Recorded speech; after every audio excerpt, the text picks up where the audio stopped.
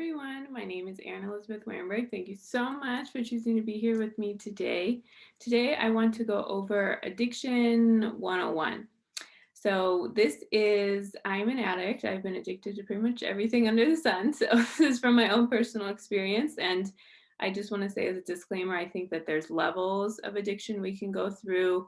There's things we can be addicted to more or less times in our lives, some things that we can quit completely, some things we can't. So take all this with a grain of salt, but just as a reminder for where addiction comes from and what purpose it serves for us. So basically, addiction, this can be addiction to drugs and alcohol. Sometimes people hear the word addiction and they think like this big, huge thing, which it is, but it isn't just drugs and alcohol. It's codependency is addiction, codependency to other people, um, shopping, workaholism, food, um, anything. Basically, how I understand addiction is a hyper focus on something outside of you so that you don't have to show up or pay attention to yourself in some way.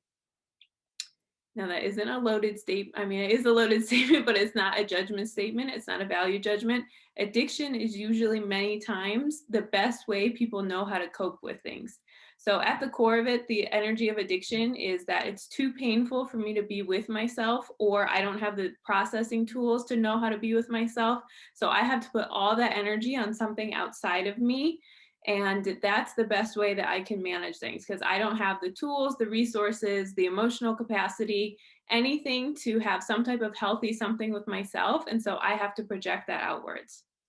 Okay, so we can understand that with drugs and alcohol, right? It's a very simple way to leave our body. It's a very simple way to kind of like, we don't have to be fully present in our body. We don't have to be showing up for ourselves in a certain way. Same thing with codependency, right? It's like, I don't have to make these decisions for myself if I'm hyper focused on what you want and taking care of your needs and who you are, and everything is about you. Same thing with work. I don't have to spend time with myself, or, maybe it's uncomfortable, or I don't have a wonderful relationship with myself yet. I can just focus on meeting these external needs and succeeding, and the next level of success, of physical reality success, the next level of fame, the next level of, whatever story you're telling yourself. So this is about just getting clear about the ways that the energy of addiction is there, and instead of sitting with yourself and finding peace and tapping into acceptance, peace, love, and care with yourself, it's projected outward.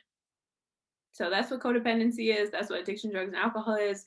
That's what workaholism is. That's what food is. It's like this thing outside of me will help me feel better in the moment or in the long term, or, however long you're using something to avoid feeling something about yourself.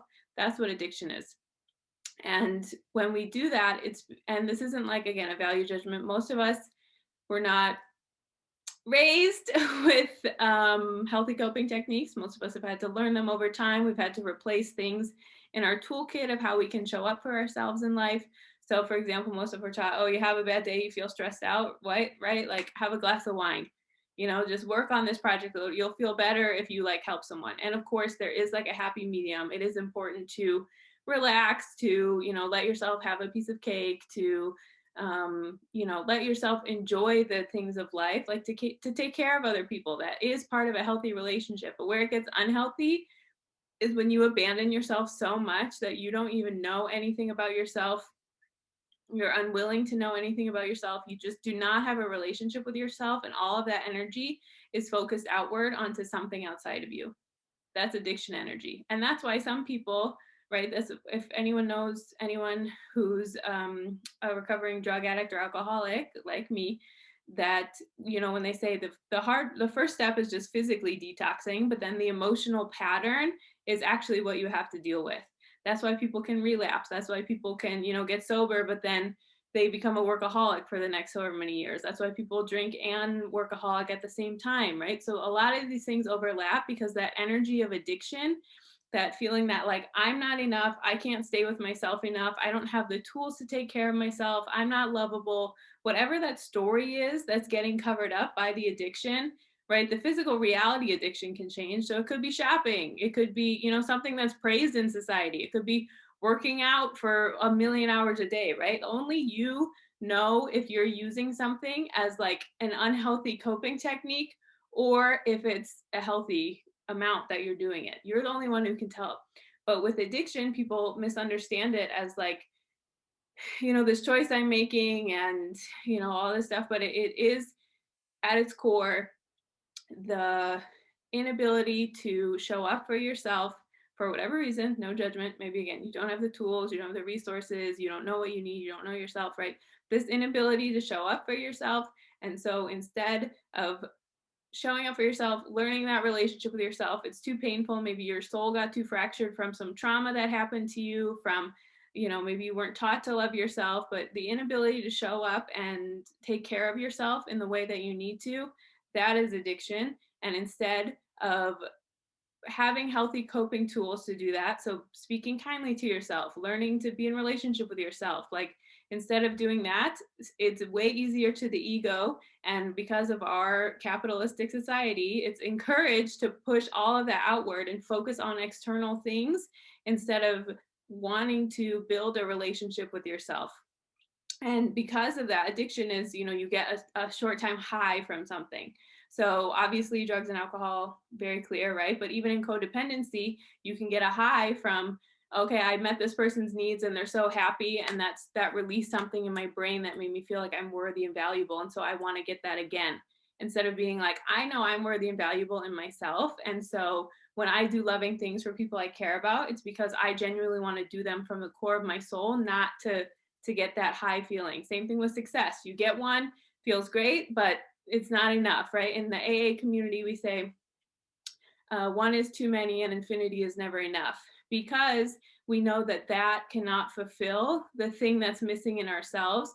No matter how much you succeed, no matter how much you drink, no matter how much you go shopping, no matter how much you eat, no matter how much you whatever, because it's just this insatiable void of energetic something in yourself that's missing.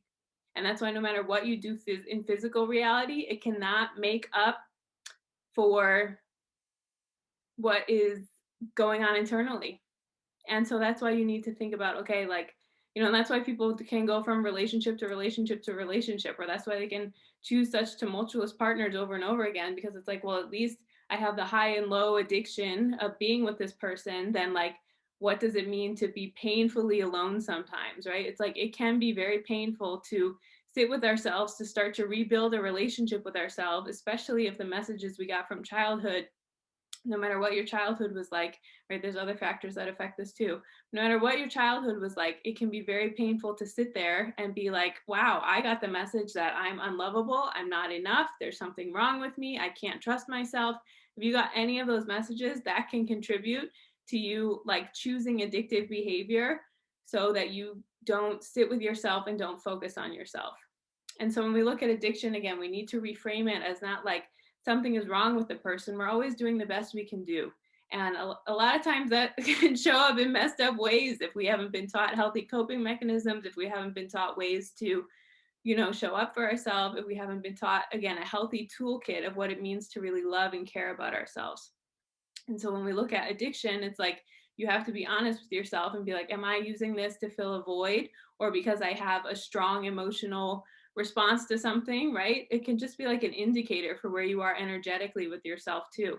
So something in AA, again, in a lot of like recovery communities, we say, okay, before I want to do this activity, I need to halt. And that stands for, am I hungry? And am I angry? Am I lonely? Or am I tired? And if you want to do one of these addictive things because you're those things, that's usually a sign that you want to do that because you're out of emotional balance and you need to self-soothe yourself, instead of feeling like, okay, I want to do this thing because I feel divinely inspired to do it in this moment. And so you want to look at the ways that, maybe I am choosing to do this thing because, I don't know. I was just looking at my bills and I'm really stressed out about money. So instead of choosing to show up for myself, I am going to, I feel really overwhelmed. And so I want to like eat a comfort meal, or I had a bad day at work. So I want to like succeed even harder to not deal with that. Instead of being like, I love you, you're doing the best you can. I know this is a hard situation. You're going to figure it out. Right. So just feeling the difference between knowing how to self-soothe versus choosing something to completely avoid yourself. And again, we're human, so you're not going to be perfect. So if you do need to have like, an extra bowl of ice cream for while you're going through a hard time, like that's fine. But you need to look at if this is like a chronic addiction, if this is something that you're just doing because you're just trying to cope, you're just trying to deal with something that doesn't feel good or is, not the best or easiest situation to work through. So having some compassion for yourself, but we also, I think, addiction is so misunderstood, codependency is so misunderstood in our society, and just understanding that these things, they're just coping mechanisms, and it's everyone's drug of choice, not just actual drugs, but it's work, it's shopping, it's success, it's working out, it's whatever, right? Those things that are even like celebrated by society can be used in a very addictive, unhealthy way. So if you ever need support for addiction and you want to think about it, please look up any of your local AA chapter. It's all around the world. Something I go to, I love and appreciate very much, but there are definitely resources out there for you. But just looking at the ways, especially with codependency, that's a very misunderstood one. But just think about the ways that am I hyper focusing on this thing outside of me because, and I don't even know what my own needs are, what my own wants are, things that I want and look for within myself, or am I just doing this because I actually want to? And that's going to be the beginning of questioning within yourself, of getting clear about it. And then from there, you'll be able to look at, okay, which patterns and behaviors do I have in my life simply because I'm choosing them? Right? But so do I have this pattern because I actually want to have it, or do I have this pattern because I'm trying to cope with something that isn't working for me? And again, usually when we can learn about emotional sobriety, when we can learn how to self-soothe, when we can learn how to have a healthy relationship with ourselves, addiction is also about control. So if we feel out of control within our own energy, with our own understanding ourselves, with our own anything, right, then that's going to want to push outwards because it can feel too impossible to deal with the things inside of us. And so for when you're looking at this and you say, what's my healthy toolkit?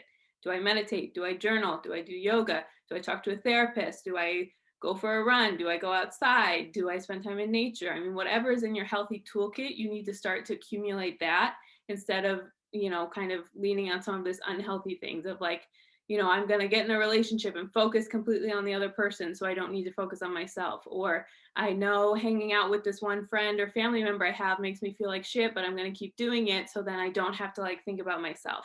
Because the thing with addiction is even if we don't like it, at least it's predictable and at least we can control something, right? Like I might not be able to control this thing that happened to me in my childhood and deal with it and it sucks, but guess what? I can control how much alcohol I dump down my throat every day. I can control how much credit card debt I go into from shopping. So when we look at addiction as just like this hyper focus on something outside of us, because it's very painful and hard for us to reach it within ourselves, I hope that can help you be a healthy reframe of like, why am I looking for something outside of me? When the truth is, we do have our basic needs, of course, but for the most part with addiction, it's usually to the point that it's after we have abandoned ourselves, it's after we feel like we can't touch something within ourselves or we can't build this like healthy, loving relationship with ourselves, and instead we just like project it outwards onto so many things outside of us. So addiction is a very big topic. It's a lot to get through and talk about. It's something that is very prevalent in my life, and we do recover though. It is possible to get help. So again, please look up resources for you as you need, but just starting to call in some compassion for yourself or people around you that may be acting in addictive ways. Again, just understanding as a coping mechanism, as something, again, this hyper focus on something outside of you, instead of feeling like I can turn inward, I can take care of myself, I can love myself, I can move through this. Okay, so I hope this serves you. If you ever want any more information about me, all that is linked below. Thank you so much for choosing to be here, and I hope you have a wonderful day.